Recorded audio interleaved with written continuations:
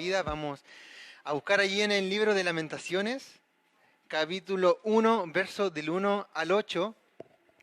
Y vamos a ver la palabra en este libro muy especial, la verdad, de la Biblia, considerado por algunos lo que se refiere dentro de las divisiones de los libros de la Biblia. Hay unos que lo consideran como uno de los libros poéticos, hay otros que lo consideran de los libros de los profetas mayores, simplemente en este caso escrito lo más seguro en el caso de Jeremías. Vamos a leer Lamentaciones. Y el título del mensaje, hermana Isela, no se lo comenté, es Lamentaciones, dos puntos, signo de exclamación, ¿cómo? Cierre de signo de exclamación. El título del mensaje del día de hoy, vamos a ver el libro de Lamentaciones, que la verdad es como bien le decía, un libro bastante especial para el pueblo de Israel y con bastante contraste si los comparamos con otros libros. Si nos tomamos acerca de los libros poéticos, por ejemplo, si lo llegamos a ver, tal cual sea el libro poético llamado el libro de los Salmos, el libro de los Proverbios, Cantar de los Cantares, Eclesiastés también, de hecho Job también se considera incluso dentro de libros poéticos. Cada uno tiene diferentes dinámicas. Proverbios habla acerca de la sabiduría, habla acerca de la sabiduría precisamente que viene de Dios. También los salmos habla acerca de los cánticos espirituales, acerca de la alabanza a Dios. Cuando hablamos de cantar de los cantares, habla acerca del amor increíble que se expresa a través de estos versículos. Y el gran contraste de todo esto, gracias hermano Ismael, el gran contraste de que abarca cada uno de estos libros es Lamentaciones. Lamentaciones es una manera poética en la cual se narra de manera quizás lúgubre, quizás de manera terrible, nefasta para el pueblo de Israel. Es un libro bastante especial y vamos a leer allí el libro de Lamentaciones, versículo 1 al 8.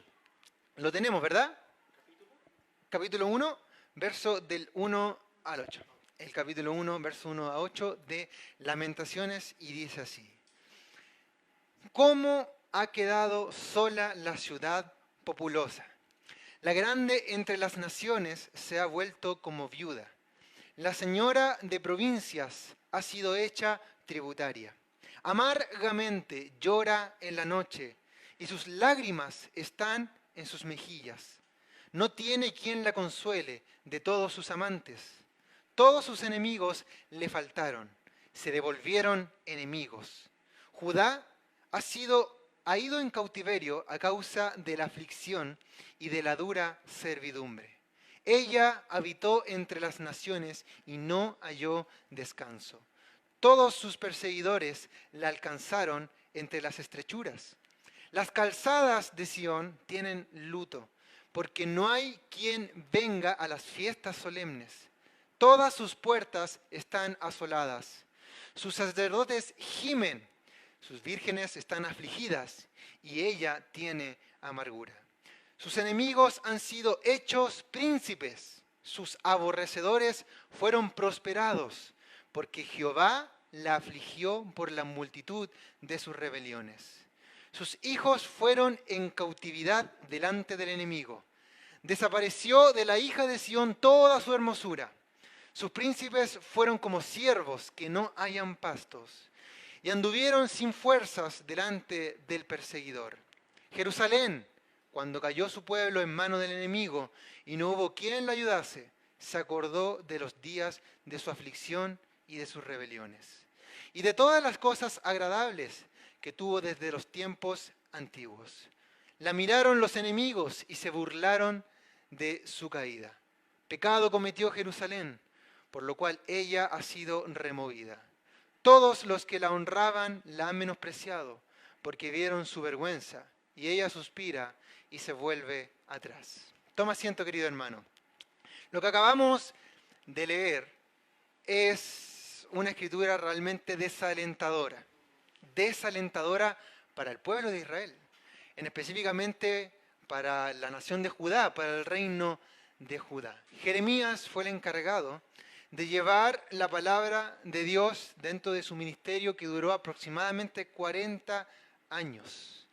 Se encargó de predicar el reino de Judá y predicar precisamente el arrepentimiento del pueblo, el arrepentimiento de los reyes, el arrepentimiento de los sacerdotes, de las mujeres, de los hombres, de los varones, quienes llevaban caminos totalmente distorsionados a lo que el Señor quería que llevasen.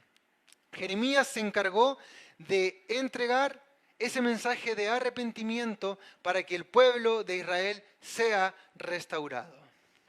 Urgía, era imperante la restauración del pueblo de Israel en aquel entonces. El castigo era inminente. Si no cambiaban su dura cerviz, si no cambiaban su pensamiento, si no volvían a los caminos de Jehová, a los caminos de Dios, el final que les esperaba iba a ser horrible, desalentador, lo cual terminó lamentablemente ocurriendo con el pueblo de Israel. Jeremías lo plasmó en este libro muy especial, como yo les decía, Lamentaciones. Lamentaciones es un libro que consta de 5 capítulos y si usted lo lee a lo largo, habla acerca de las aflicciones que tuvo que pasar el pueblo de Israel a causa de su pecado.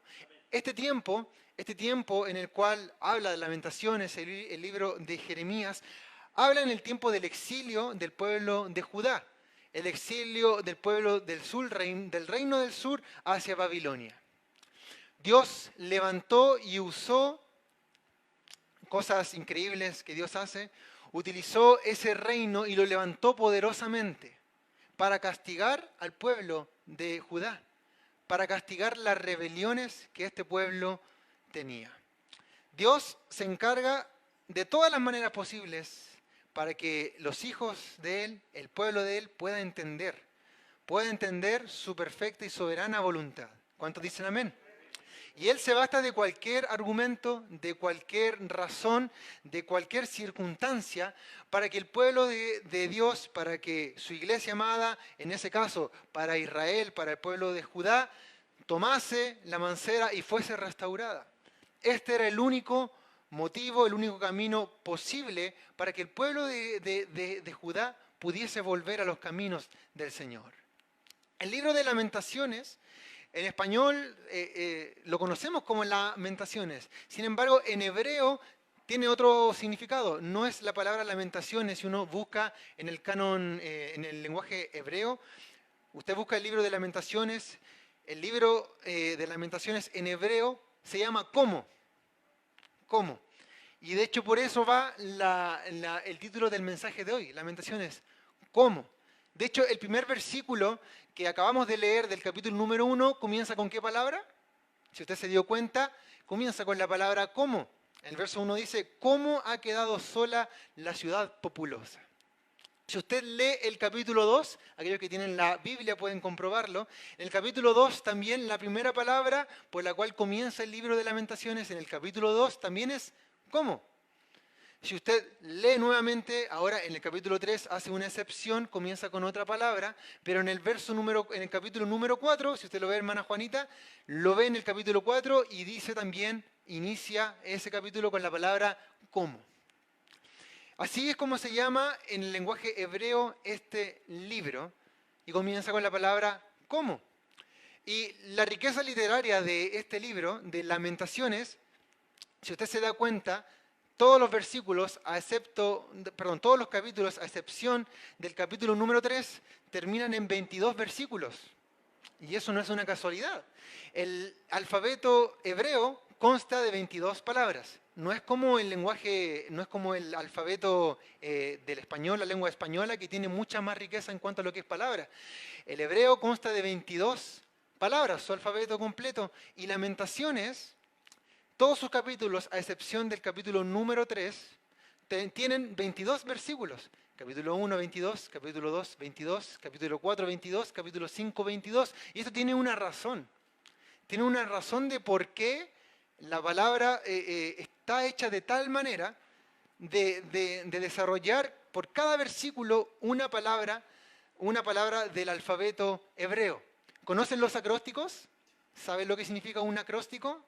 El acróstico es cuyo cada inicio, ¿verdad? Cada palabra, cada vocal de cada palabra forman, ¿verdad? Forman en su conjunto una idea, una representación o una palabra cuyas iniciales terminan formándola, ¿verdad? Como por ejemplo podemos decir amor, Si nosotros tomamos A, la pusiésemos de manera vertical, amor, A-M-O-R, tomamos, por ejemplo, armadura, o decimos abajo morada, y tomamos las iniciales de cada palabra, tenemos la palabra finalmente a la que queremos llegar, que es amor. Eso es un acróstico.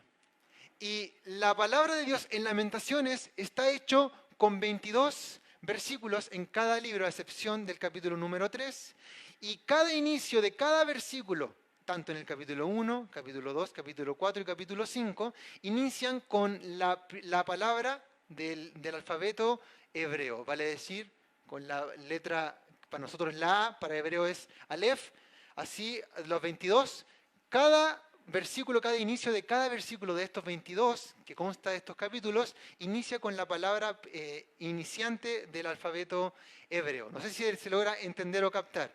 Por ejemplo, el versículo primero empieza con la letra A, el versículo número 2 empieza con la vocal B, el versículo 3 empieza con la C y así continuamente, constantemente hasta hacer las 22 palabras. Y esto tiene una razón.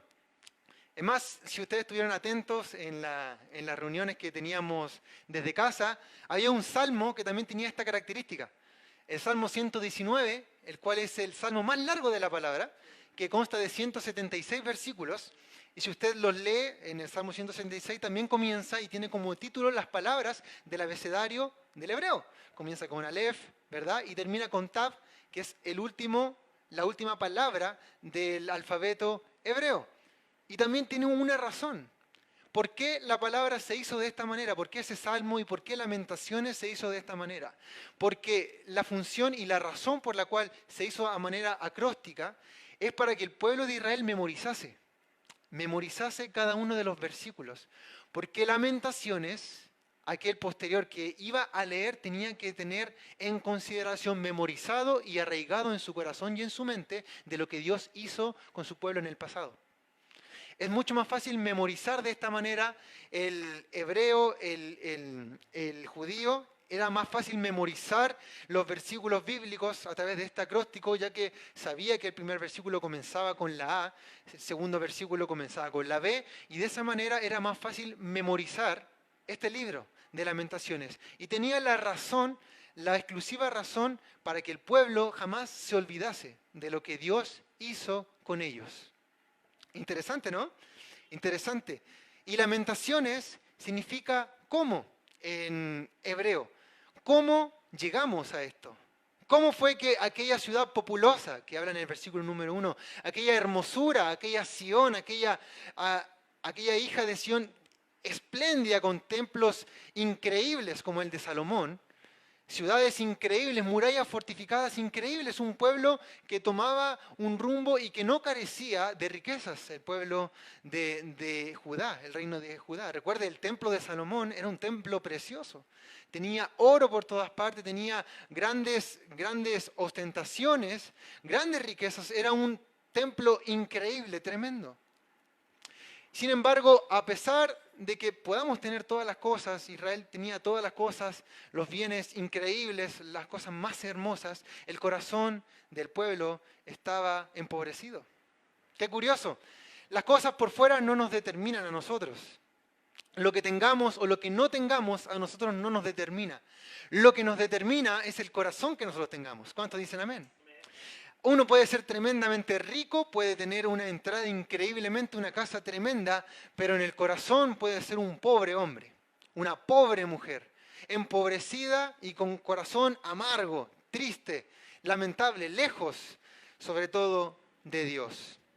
Así era y así le ocurrió al pueblo de Judá.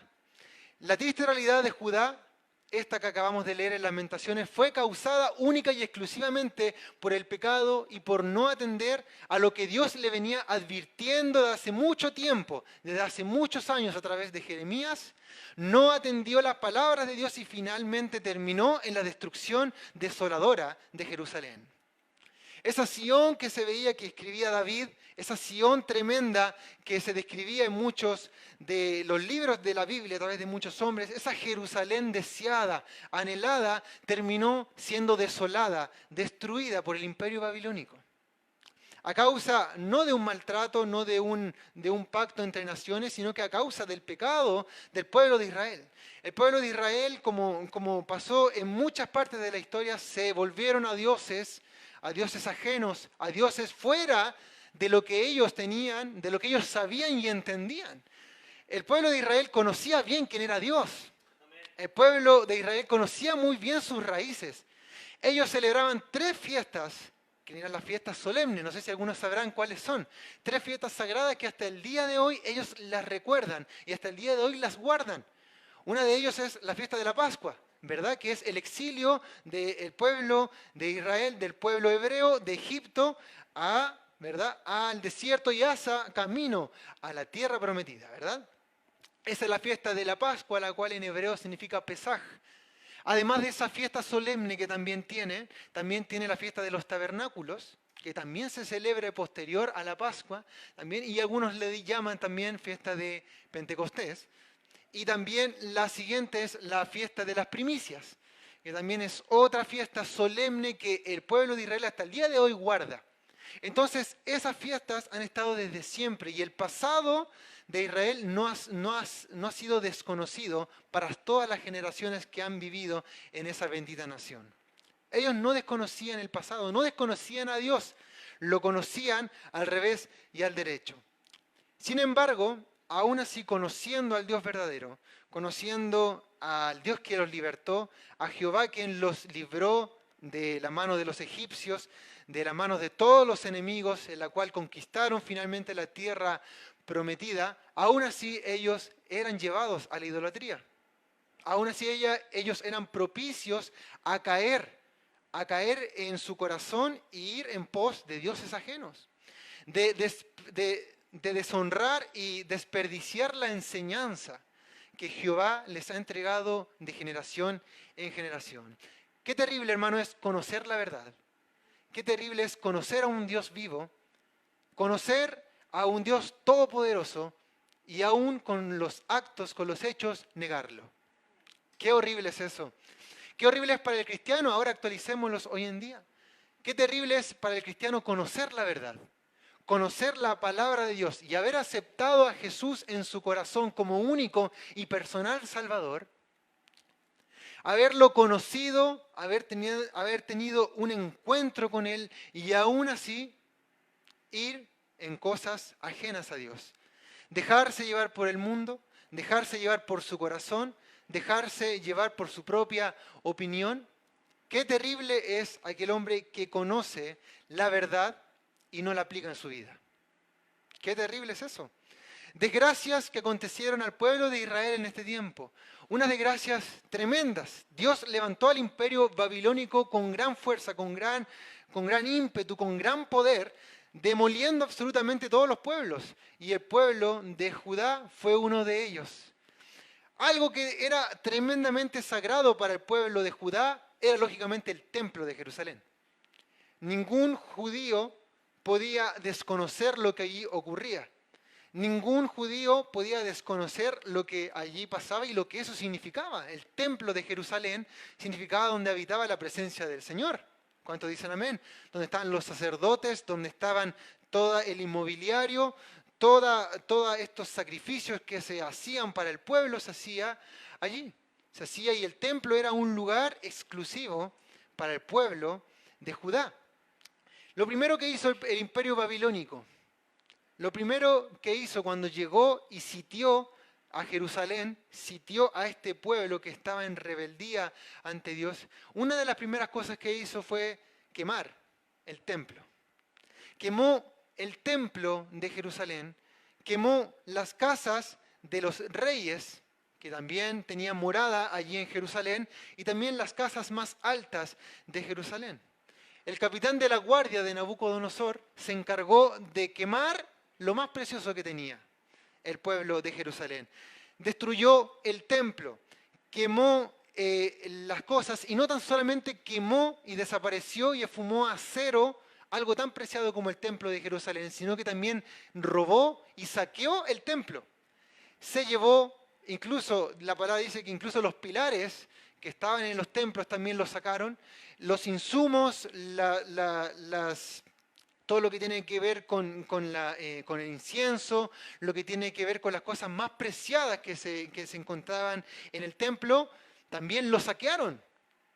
Todo lo que era espiritualmente para Israel fue reducida a cero, a causa del pecado de este pueblo. Además de que quemó el imperio babilónico, quemó el templo de Jerusalén y saqueó todo lo que en su interior había, llevó, por supuesto, por cautiverio al pueblo de Israel, al pueblo de Judá. En el año séptimo del reinado de Nabucodonosor, vayamos sacando cuentas, en el año séptimo de este emperador, Nabucodonosor sacó de Judá 3.023 hombres. La primera vez, 3.023 hombres con cargos importantes, los exilió, conocemos muchos de ellos, ¿verdad? Daniel, uno de ellos, ¿verdad? Muchos hombres más, los amigos de Daniel, más conocidos Sadrach, Mesach, Abednego por su nombre babilónico, y muchos más hombres fueron extraditados, repatriados de su patria y llevados a Babilonia. Luego, en el año 18 del rey Nabucodonosor, se llevó nuevamente a 832 hombres judíos. Vale decir que no fue tan solamente una ida en la cual tomaron cautiverio a gente, sino que pasó el tiempo y volvieron a sacar a más hombres del reino de Judá. Y finalmente, en el año 23 del reinado de este hombre, llevó cautivo a 745 hombres más. Si sacamos el cálculo, desde el séptimo año de Nabucodonosor hasta el 23 año de su reinado, ¿cuánta diferencia hay? 23 menos 7, si alguien me ayuda. ¿Alguien sabe cuánto es? 16. 16 años, quitando hombres. 16, 17, 16, 16, ¿cierto? 16. 16 años, largos años, en los cuales el imperio babilónico estuvo llevando cautivos a hombres del imperio de Judá. Tremendo. O sea, no fue así, bueno, venimos, destruimos la tierra, venimos, destruimos el templo, lo saqueamos, llevamos cautivos a los hombres importantes. No fue una sola vez. Fueron 16 años. 16 años en donde esa tierra era una ruina total. Es increíble, es increíble. Las mujeres, de hecho, la palabra dice que era tal la destrucción de la tierra, era tal el castigo que Dios había enviado a ese pueblo, le había dictaminado espada, le había dictaminado hambre y pestilencia para la tierra santa de Jerusalén. Imagínense, era tal la destrucción, era tal el castigo que Dios le había entregado al pueblo de Jerusalén, al pueblo de Judá a causa de su pecado, que dice la palabra que era tal el hambre que aún las mujeres se comían a sus hijos para poder existir. Aún las mujeres, sus hijos se lo tenían que comer para que pudiesen sobrevivir. Era tal el hambre, tan increíble el hambre, que era insoportable poder vivir en esa tierra. Imagínense cómo trataba Dios a su pueblo. Uno dice, wow, pero bueno, Dios es amor, Dios es un Dios de perdón, de misericordia, y amén, así es. Y amén, así es. Y Dios tuvo mucha misericordia con el pueblo de Israel. Solamente que el pueblo de Israel endureció tanto su corazón, que el único camino posible para que volviesen a Dios era este. Tremendo. Tremendas las consecuencias que trae el pecado en el hombre. Tremendas las consecuencias que trae cuando el hombre conoce la verdad, conoce la palabra de Dios y conoce a Dios, pero no lo lleva a cabo en su corazón y en su vida. Eso es más tremendo aún. Lamentaciones 4, 9 al 11. Dice y narra este hecho que les comentaba acerca de aquellas mujeres que comían a sus hijos. Dice, más dichosos, mire, más dichosos, más, entre comillas, alegres, más privilegiados, fueron los muertos a espadas que los muertos por el hambre. O sea, era mejor morirse por espada que pasar esa hambruna terrible, porque estos murieron poco a poco por falta de los frutos de la tierra. Las manos de mujeres piadosas cocieron a sus hijos. Sus propios hijos les sirvieron de comida en el día del quebrantamiento de la hija de mi pueblo, Cumplió Jehová su enojo, derramó el ardor de su ira y encendió en Sión fuego que consumió hasta sus cimientos. Era mejor haber muerto por la espada de los babilónicos. Era mejor haber muerto y haber sido quemado en ese incendio tremendo que haber pasado esa hambruna y haber vivido esa tierra desoladora que finalmente fue Jerusalén. Una desolación absoluta. Y lo más tremendo es que todo esto, toda esta desolación tremenda que pasó el pueblo de Judá era perfectamente evitable. Era perfectamente evitable. Bastaba con tan solamente hacer caso a la palabra del Señor. Bastaba con tan solamente escuchar al profeta Jeremías y hacer lo que Dios le hablaba por medio del profeta Jeremías al pueblo y hacerle caso a Dios. Era perfectamente evitable, pero el pueblo de Judá decidió tomar y hacer y tomar riendas de su propia vida conforme a lo que ellos querían simplemente. Con esto podemos ver el carácter de Dios. Con esto podemos ver y aprender el carácter de Dios y cómo Él aborrece el pecado. ¿Cuántos dicen amén? Dios no se deleita en la maldad. Dios no se deleita en las iniquidades. Dios es santo. Es 3 veces santo, dice la palabra de nuestro Dios. Él es santo y a través de esta historia podemos ver que Dios aborrece totalmente el pecado en el hombre, en la mujer, en su pueblo. Él tiene un carácter en el cual enciende su ira cuando el hombre, aún habiendo escuchado la palabra de Dios, aún conociendo la verdad, no la lleva por obra. Ayúdenos el Señor a que podamos vivir conforme a la palabra de Él, a que podamos vivir conforme a lo que Él nos está hablando. Ayúdenos el Señor a que podamos tomarle el peso a lo que Dios nos habla, a lo que Dios nos entrega, porque esto, querido hermano, no es una jugarreta, no es una liviandad en el camino. El camino del cristiano es serio. El camino del cristiano contiene madurez. De aquí en el camino del cristiano no puede haber inmadurez, jugarretas, no puede haber infantilismo en la vida del creyente, porque la palabra de Dios, el camino de Dios es perfecto, como dice su palabra. ¿Cuántos dicen amén? Amén.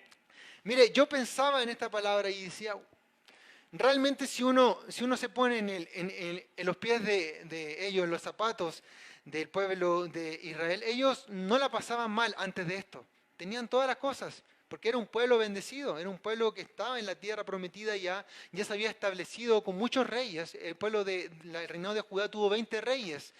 El último de ellos fue Sedequías, que vivió también en este tiempo. Tuvieron muchos reyes, mucha riqueza, muchos pactos con otras naciones de hecho también, de la cual él le trajo mucho problema al pueblo de Israel. Ellos no escaseaban en ese sentido. No escaseaban en ese sentido, pero ellos no comprendían al Dios que estaban sirviendo.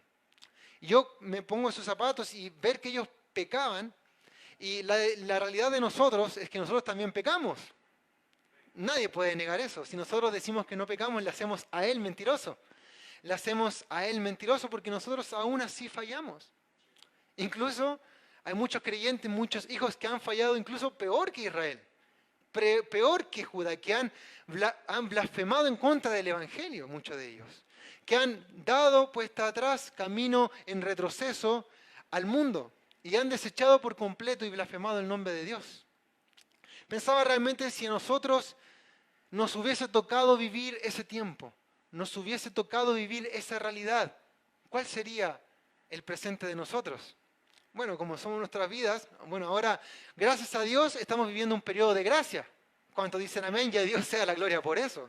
A Dios sea la gloria por eso, porque estamos viviendo en un periodo de gracia, cuando la obra redentora de Jesús está en plena acción trayendo del pecador a salvación gracias al sacrificio de Jesucristo el Señor. En ese tiempo Jesucristo aún no estaba. En ese tiempo la obra redentora aún no había sido iniciada.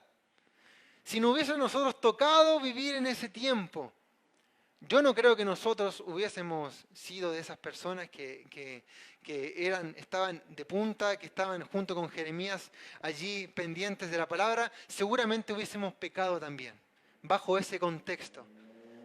Y gracias al Señor porque estamos viviendo los tiempos de hoy. Gloria al Señor porque abogado tenemos con Cristo Jesús, de que si fallamos, tenemos con Él a alguien que nos defienda y que nos libre de la condenación del pecado. Y eso muchas veces, hermanos, no lo valoramos. Si no tuviésemos a Jesús, esta condenación que pasó el pueblo de Judá, la estaríamos viviendo nosotros. Seríamos castigados, porque Dios, una de sus características, Él es que Él es un Dios justo. Y Él no puede pasar iniquidad por desapercibida. Él tiene que dar un juicio justo a aquel que se lo merece. Nosotros, dado por la palabra de nuestro Dios, ya no estamos sujetos a condenación, a ese juicio, porque Jesús se hizo pecado. Tomó y absorbió el pecado de usted y de mí para que Él, por medio de Él, tuviésemos salvación y perdón de pecados. ¿Cuántos dicen amén?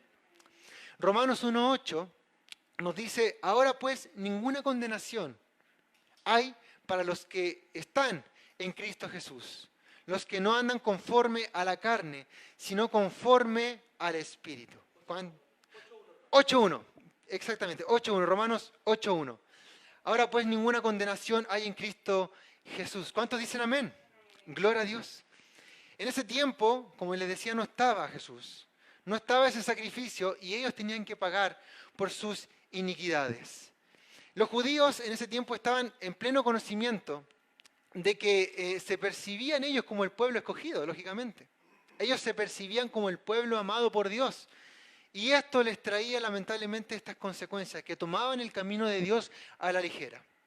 Y lamentablemente sabiendo, bueno, Dios aquí es quien me escogió, Dios es quien me ha librado, quien me ha sostenido, comenzaron a tomar estas cosas a ligeras y empezaron a desviarse de su corazón. Y la abierta desobediencia de este pueblo trajo consigo el reemplazo de estas bendiciones prometidas, que tenían prometidas para su pueblo, al castigo de parte de Dios. En 2 de Pedro, capítulo 2, versos 20 al 22, habla de aquellas personas quienes conociendo la verdad, quienes conociendo la realidad del Evangelio, conociendo aquellos que conocen y aceptaron y se pusieron en el camino de Dios, y aún así se apartaron, vinieron a ser peor de como habían comenzado.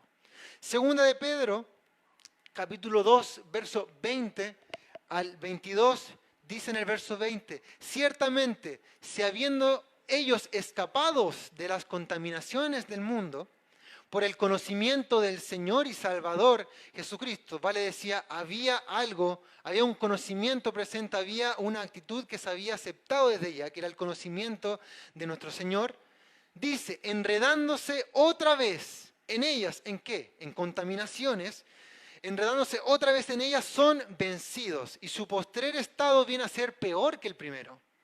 Peor que el primero, porque mejor les hubiera sido no haber conocido el camino de la justicia, que después de haberlo conocido, volverse atrás del santo mandamiento que les fue dado. Pero les ha acontecido lo del verdadero proverbio, el perro vuelve a su vómito y la puerca lavada a revolcarse con el cieno. Hubiese sido mejor no haberle conocido que haberle conocido y no acatar y no andar en la verdad de nuestro Señor. Qué tremenda verdad es eso. Porque eso tiene condenación, hermano. Eso trae una consecuencia tremenda para el creyente hoy en día. Y los tiempos que estamos viviendo son tiempos peligrosos, hermanos. Son tiempos en los cuales el COVID-19, el coronavirus, se ha llevado la fe de muchos creyentes, hermanos. Es terrible. Es terrible como muchas iglesias han disminuido su número, como muchos creyentes han dejado el camino por estos tiempos complicados, por estos tiempos difíciles en donde la economía ya no es la misma. Muchos no pudieron trabajar en todos estos meses, no pudieron tener una remuneración estable y por eso la gente empezó a desesperarse, empezó a desconfiar, empezó a turbarse su mente y a alejarse de Dios. No tan solamente en el ámbito económico, sino que también se dejaron estar conforme a la palabra, porque dependían del pastor, dependían de los cultos, dependían de la predicación de los días miércoles, viernes y domingos. Y Dios nos puso a prueba a cada uno de nosotros, ¿cuántos dicen amén? Dios puso a prueba a su iglesia. Dios puso a prueba a aquellos que verdaderamente, conscientemente tienen el conocimiento en la verdad. Y nos quitó los cultos. Nos quitó el día miércoles, nos quitó el día viernes, nos quitó el día domingo. Y tuvimos que perseverar en ese tiempo en el cual nosotros no nos podíamos congregar. Pero muchos millones, hermanos, alrededor del mundo dejaron el camino del Señor. Aun conociendo la verdad, volvieron al vómito del cual habían dejado. Ayúdenos el Señor a que nosotros no caigamos en eso, porque la palabra dice: aquel que está firme, aquel que está seguro, mira bien que no caiga. Porque el corazón, cuando no está afino al Señor, hermano, puede tomar cualquier decisión. Puede volverse loco. La predicación anterior, él decía, lo primero que se le ofrece al hombre, lo primero bonito y lujoso que se le ofrece al hombre o a la mujer, el hombre lo toma inmediatamente. No mira las consecuencias cuando no tiene a Dios. Pero cuando tiene a Dios, sabe lo que es bueno y lo que es malo. Sabe lo que le conviene a su alma y lo que no le conviene. Y cuando el hombre se aparta de Dios, comienza a tomar decisiones, comienza a incrustarse en circunstancias que tan solamente le van a llevar al mal. ¿Cuántos dicen amén? Uno de los ejemplos acerca de esta historia del libro de Lamentaciones, en el cual Jeremías, y lo quise rescatar porque habla un punto sumamente importante y habla de la dureza del pueblo de Judá que tenía en ese entonces, es la historia que nos narra en Jeremías 36, versos del 1 al 4. Cuando Jeremías estaba ya en su ministerio, llevaba muchos años, hermano, muchos años predicándole al pueblo de Judá. ¿Y sabe qué? Unos les dicen a este profeta, es muy conocido por el profeta llorón, ¿verdad? Muchos le conocen como esto, pero la verdad, yo al leer la historia de él, yo la verdad es que lo entiendo completamente. Y la verdad que, bueno, llorón uno siempre lo ve como algo malo, ¿cierto? No necesariamente es algo malo, por supuesto, pero este hombre tenía de qué hablar. Tenía de qué escribir un libro llamado Lamentaciones. Tenía razones suficientes porque de todo el pueblo de Judá a cual le predicó, le profetizó tantos años en su ministerio, ninguno, hermano. Ninguno, como bien dicen el buen chileno, lo infló. Nadie. Estaba solo. Solo, el único hombre que le acompañaba era el escriba, que se llamaba Baruch. El único escriba, la única persona que le hacía caso era él, porque escribía todas las cosas y era su mano derecha, en otras palabras, para escribir. En este caso, ciertos rollos que contenían las escrituras, que contenían lo que le había profetizado Dios a lo largo de todos los años, para que el pueblo de Israel, el pueblo de Judá, no se olvidase jamás de lo que Dios le había hablado a ellos. Vamos a leer allí en Jeremías capítulo 36, verso 1 al 4. Dice: aconteció en el 4.º año de Joacim, hijo de Josías, rey de Judá, que vino esta palabra de Jehová a Jeremías, diciendo: toma un rollo de libro y escribe en él todas las palabras que te he hablado contra Israel y contra Judá, contra el reino del norte y contra el reino del sur, y contra todas las naciones, desde el día que comencé a hablarte. O sea, Jeremías comienza a escribir desde el principio que comenzaste a hablar en mi nombre. Desde el día que comencé a hablarte, desde los días de Josías hasta hoy. Quizá oiga la casa de Judá todo el mal que yo pienso hacerles, y se arrepienta cada uno de su mal camino, y yo perdonaré su maldad y su pecado. Algo que tremendo que tiene Dios es que Él nos advierte antes de tiempo. Él nos habla antes de tiempo. A Él no le gusta castigar, hermano. A Él no le gusta castigar a las personas. Él advierte antes de tiempo. Él trae una palabra antes de que las cosas sucedan, para que no caigamos en nuestro error. Verso número 3, bueno, ya lo leímos. Verso número 4. Y llamó Jeremías a Baruch, hijo de Nerías, y escribió Baruch de boca de Jeremías en un rollo de libro todas las palabras que Jehová le había hablado. Gloria al Señor. Todo lo profetizado, todo el mensaje que Dios le había hablado a su pueblo a través de todos los años, lo plasmó en ese rollo. O sea, ese rollo valía oro. tenía un contenido increíble para el pueblo de Judá. Y este rollo fue leído ante todo el pueblo, fue leído ante el palacio hasta que llegó al rey, de Judá, y vemos algo impresionante en Jeremías capítulo 36, verso 20 al 26, en donde este rollo comienza a ser leído ante los oídos del rey, de la máxima autoridad del reino de Judá, y miren la reacción que tiene este hombre. Verso 20, y entraron a donde estaba el rey, al atrio, habiendo depositado el rollo que había escrito en el aposento de Elisama, secretario, y contaron a oídos del rey todas estas palabras. Y envió el rey a Jehudí a que tomase el rollo, el cual lo tomó del aposento del Elisama, secretario, y leyó en él Jehudí a oídos del rey.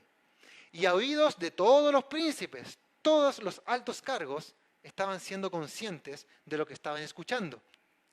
A todos los príncipes que junto al rey estaban. Y el rey estaba en la casa de invierno en el mes 9, y había un brasero ardiendo delante de él.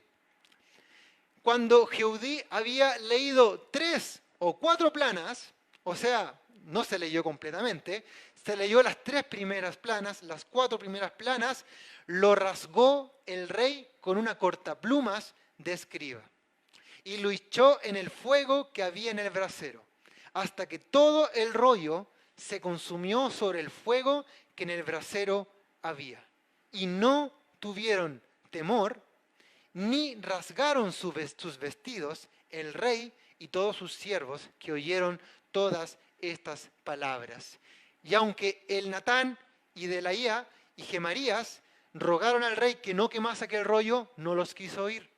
También mandó el rey a Jeramel, hijo de Amalec, a Seraías, hijo de Asriel, y a Selemías, hijo de Abdel, para que prendiesen a Baruc, el escribiente, y al profeta Jeremías, pero Jehová los escondió. O sea, el rey escuchó las 3, la 4ª plana, y lo primero que hizo, no lo hicieron los príncipes, no lo hizo un escudero o quien estuviese por ahí, algún sacerdote, lo hizo él mismo. Tomó el rollo y todo lo que Jehová le había hablado a Jeremías, lo partió. Con una cortapluma lo quebró y más encima lo tiró al brasero ardiendo en fuego. Y la palabra dice que no tuvieron temor, ni él ni los príncipes, les dio lo mismo. O sea, todo lo que Jehová iba a hacer con ellos, si no hacían caso a lo que Jehová les estaba diciendo, todo lo que Jehová les estaba diciendo, lo que les iba a acontecer, les dio lo mismo. Les valió, como conocemos, le valió importancia 0, quemaron el rollo y lo echaron al brasero. O sea, el corazón del rey, el corazón de los príncipes, el corazón de aquel que tiene la autoridad sobre el pueblo, era nula. Lo que él tenía por estima la palabra de Dios era nula. Entonces, qué terrible y qué mal habla de la condición del pueblo de Judá en ese entonces. Si el rey no hacía caso a Dios, menos el pueblo iba a hacer caso al Señor. ¿Cuántos dicen amén? Y 40 años duró el ministerio profético de Jeremías y nunca le hicieron caso a Jeremías.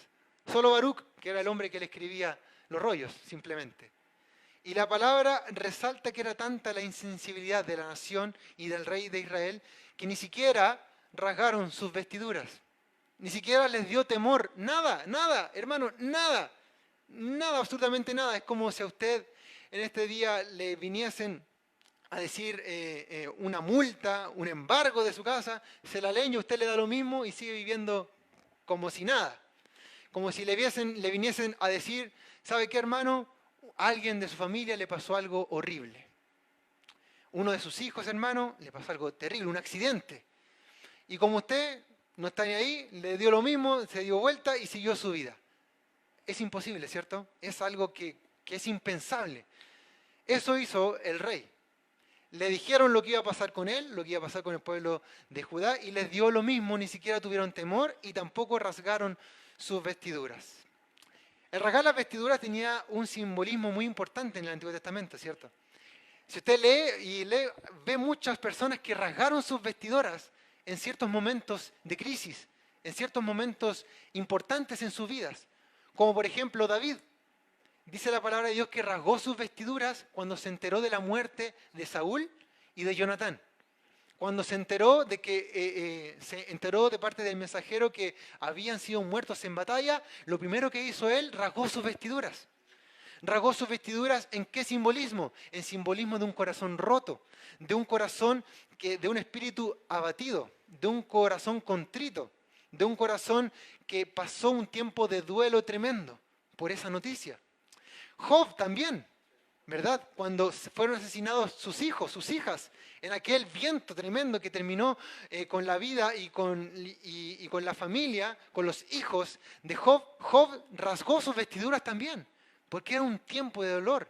Simbolizaba en que ellos pasaban un momento sumamente difícil. Jacob, cuando recibió la noticia de que Josué también fue supuestamente muerto por la bestia, ¿verdad? Por unas bestias que lo devoraron, según el cuento que le había dado sus hermanos, sus otros hijos, rasgó sus vestiduras también al enterarse de la supuesta muerte de Josué. Josué y Caleb, no hace mucho habíamos escuchado cuando el pueblo de Dios y esos encomendados a visitar la tierra prometida trajeron todas las malas noticias y Josué y Caleb dijeron, no, vamos y conquistemos la tierra de Canaán porque el Señor es con nosotros.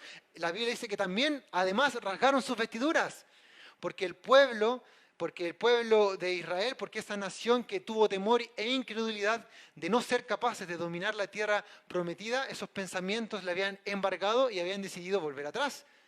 Josué y Caleb rasgaron sus vestiduras también, porque les parecía increíble la decisión que estaban tomando. Bueno, estos ejemplos que rasgaron sus vestiduras y que simbolizaban un tiempo de duelo, un tiempo de abatimiento tremendo, el rey de Judá, los príncipes, no pasó nada. Dice su palabra que no tuvieron ni temor ni rasgaron sus vestiduras. O sea, les valía un cero a la izquierda lo que el Señor les había hablado.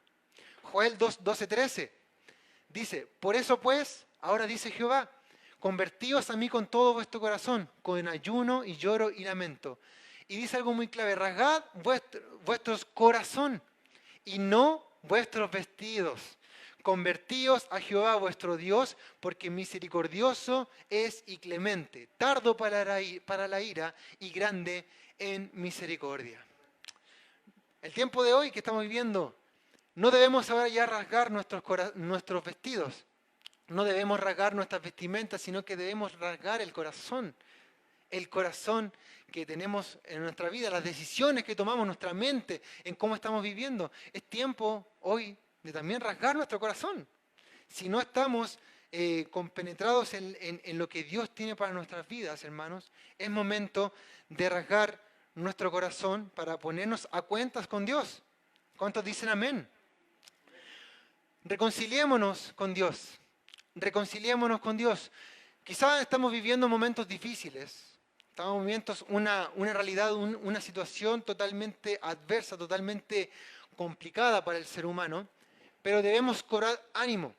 Tenemos que reconciliarnos si alguna vez hemos sentido que nuestras fuerzas han disminuido. Hoy más que nunca tenemos que atender la palabra de nuestro Dios. Hoy más que nunca, porque les aseguro que esta pandemia va a pasar, pero vendrán momentos más difíciles para la humanidad. Esto no es lo último. Esto no es lo más catastrófico que nos espera a nosotros. Luego de esto van a venir quizás otra pandemia más complicada.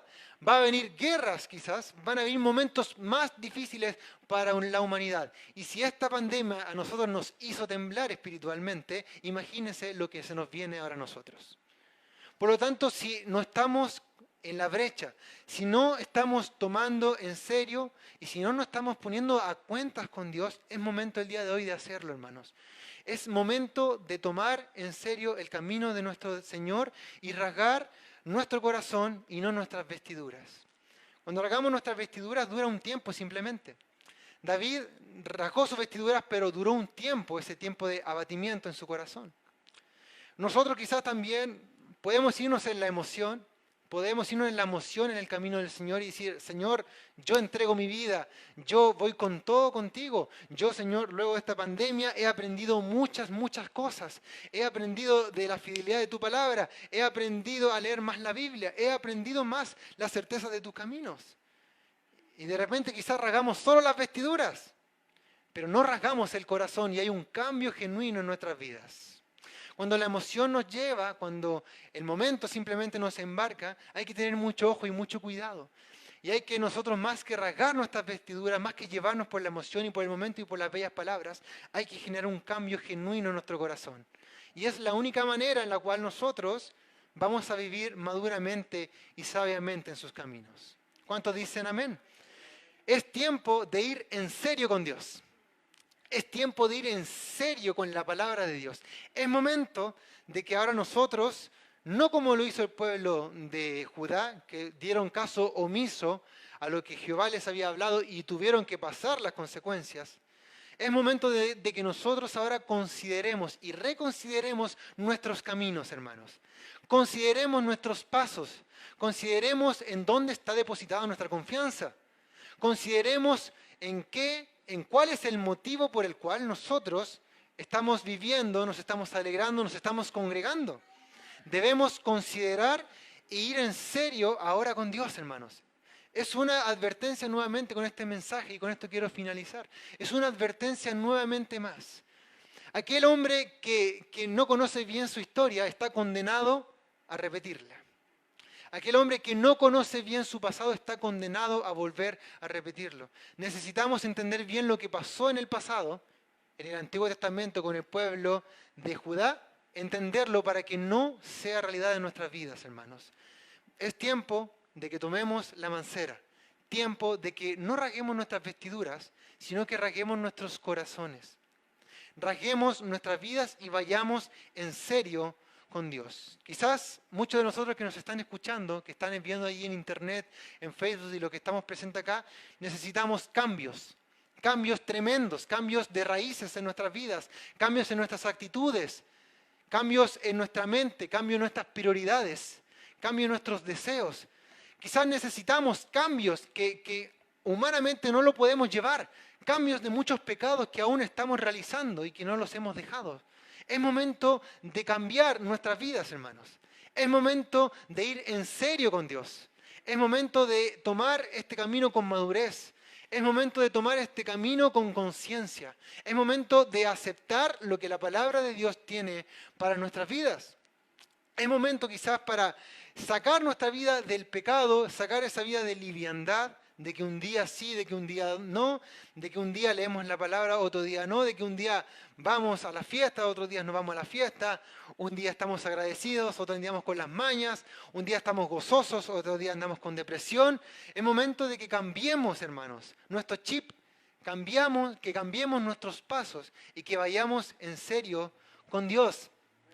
Finalmente, Lamentaciones, capítulo 5, 16, 22, y finalizo con este versículo. Termina el profeta Jeremías diciendo, la verdad es que el pueblo de Judá, a quien yo profeticé, era demasiado terco. Era demasiado terco. Verso 16 del capítulo 5 dice, cayó la corona de nuestra cabeza y ahora hay ahora de nosotros porque pecamos. Por esto fue entristecido nuestro corazón. Por esto se entenebreció nuestros ojos. Por el monte de Sión que está asolado, zorras andan por él. Mas tú, Jehová, permanecerás para siempre. Tu trono de generación en generación. ¿Por qué te olvidas completamente de nosotros y nos abandonas tan largo tiempo? Vuélvenos, oh Jehová, a ti y nos volveremos. Renueva nuestros días como al principio, porque nos has desechado. Te has airado contra nosotros en gran manera. El mensaje era, volvamos al inicio, volvamos al principio, volvamos al Génesis. ¿Recuerda cuando usted comenzó en el Evangelio, no? Era precioso el momento, era hermoso. Daban unas ganas, ¿o no, hermano Sergio? ¿Se acuerda, no, cuando usted se convirtió? ¿O no se acuerda nada? El entusiasmo era increíble, ¿no? Era tremendo. Uno quería venir a la iglesia, quería estar firme con el Señor. Bueno, ha pasado el tiempo, los años no han pasado en vano, las experiencias tampoco han pasado en vano, por supuesto, hemos aprendido mucho. Y analicemos cómo estamos ahora. ¿Hemos avanzado o no? ¿O hemos decaído? ¿Nuestros caminos cómo son ahora? ¿Han ido en rectitud o estamos un pie para adentro, un pie para afuera? ¿Cómo estamos, hermanos? Si es así, es momento de ir en serio con Dios. Es momento de ir en serio con nuestro Señor, porque si no lo tomamos en serio, vamos a ser como aquel perro que vuelve al vómito, como aquel perro, como aquel cerdo que se vuelve a revolcar en la siena. Volvemos a nuestras antiguas andanzas y el futuro que nos espera, sin Dios y lejos de Él, no es nada, nada bueno. Que el Señor le bendiga, hermano, póngase en pie. Gloria al Señor.